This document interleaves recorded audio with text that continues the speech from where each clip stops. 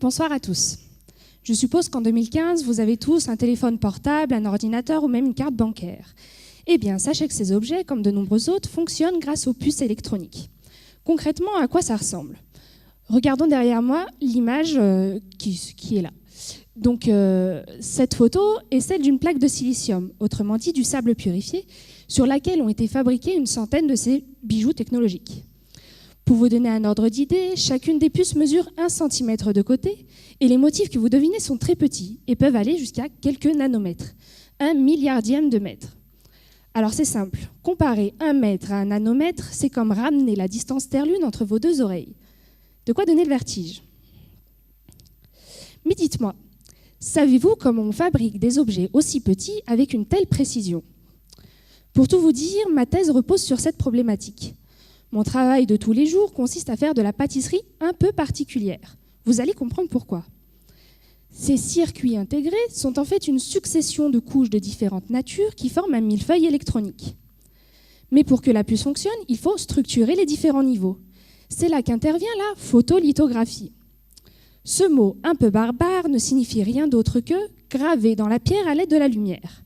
Alors en pratique, on prend notre fond de tarte, le silicium, qu'on vient recouvrir d'une couche de crème, ou plutôt de résine photosensible. On superpose ensuite un pochoir de la forme de nos motifs que l'on vient saupoudrer de quelques rayons ultraviolets. Quelques minutes au four à 250 degrés et le tour est joué. Le motif désiré est imprimé sur la plaque. Cette étape de photolithographie est cruciale dans le processus de fabrication. En effet, c'est elle qui va conditionner les dimensions minimales des motifs de la puce. Il faut savoir que depuis le début de la microélectronique, les industriels se sont lancés dans la course à la miniaturisation. Les dimensions sont encore et encore réduites et les appareils toujours plus fins et plus performants. Seulement voilà, nous sommes arrivés à la limite de nos outils actuels.